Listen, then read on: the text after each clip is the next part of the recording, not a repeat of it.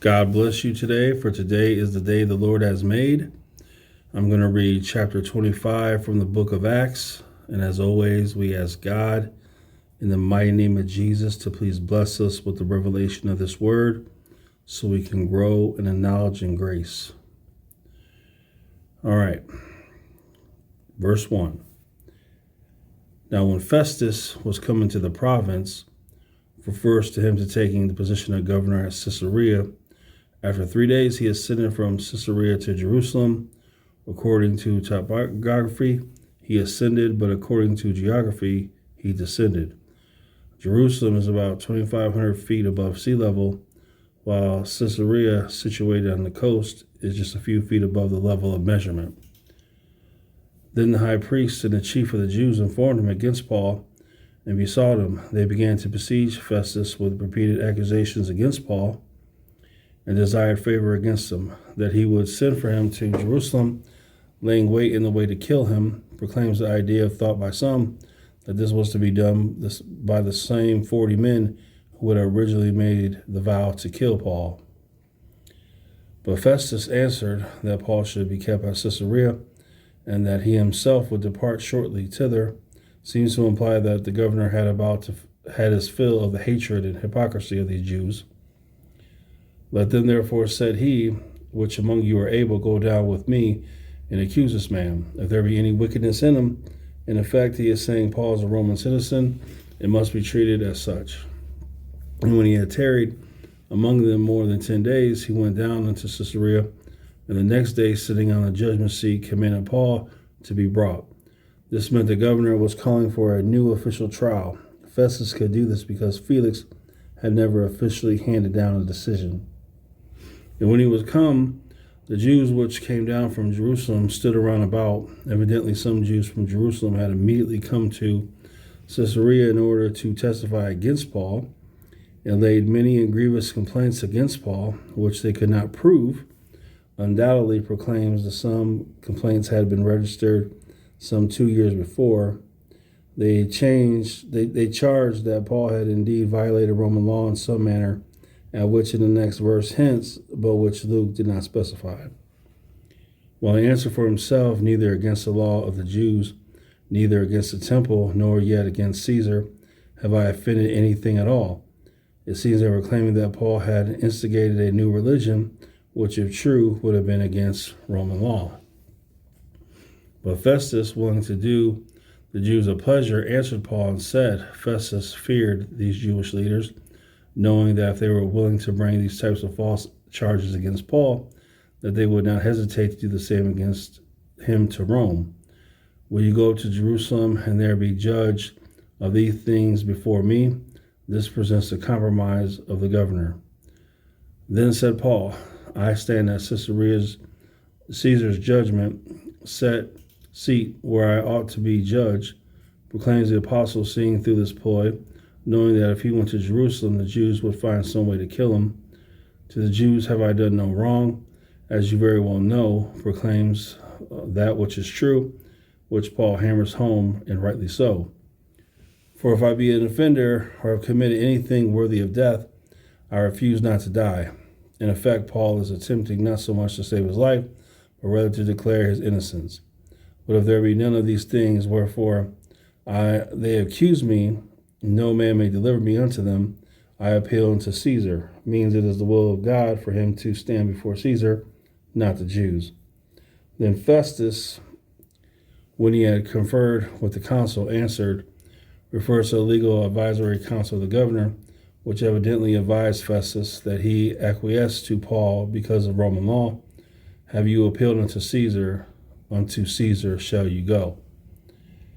And after certain days, King Agrippa, pertains to the second son of Herod Agrippa, who was mentioned in Acts 12:1, and Bernice, she was Agrippa's sister, came into Caesarea to salute Festus, to pay their respects to the new governor.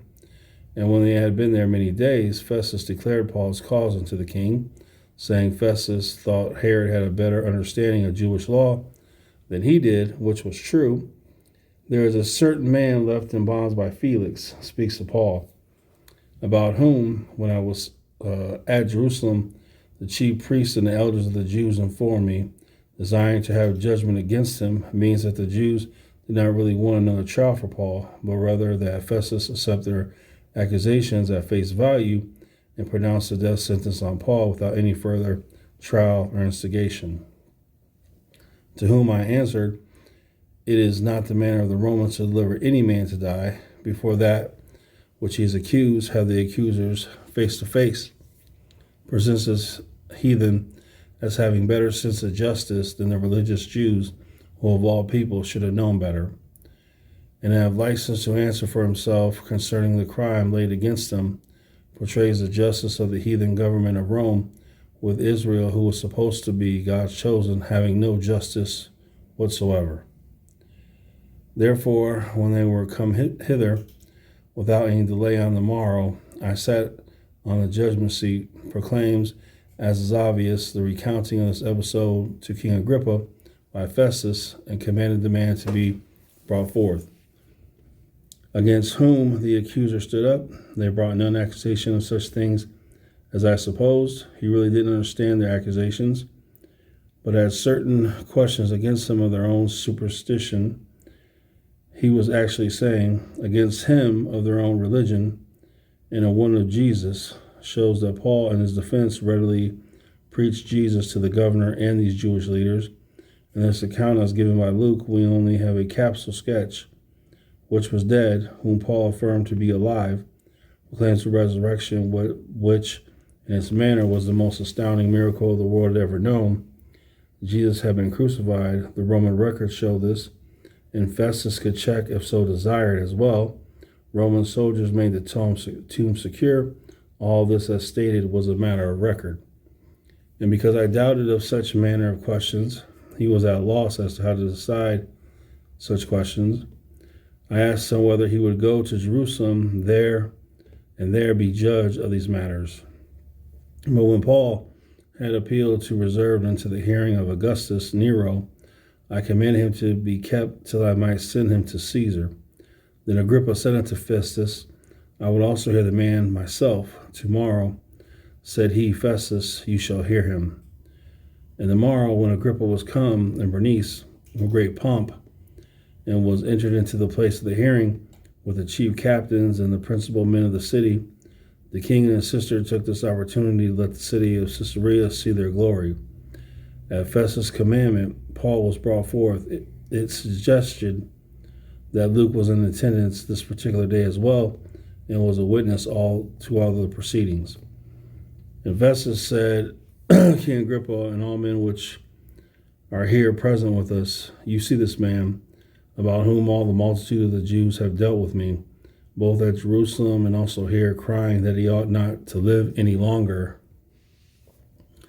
But when I found that he had committed nothing worthy of death, and that he himself has appealed to Augustus, I have determined to send him, of whom I have no certain thing to write unto my Lord. Once again refers to Nero. The governor is complaining that he is going to send a man to Caesar for a trial, but he has no idea what to tell the emperor he has done.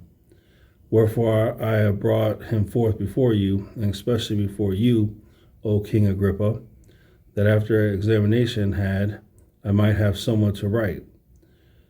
He hopes the king, being a Jew, might be able to define the charges a little better. For it seems to me unreasonable to send a prisoner, and not withal to signify the crimes laid against him.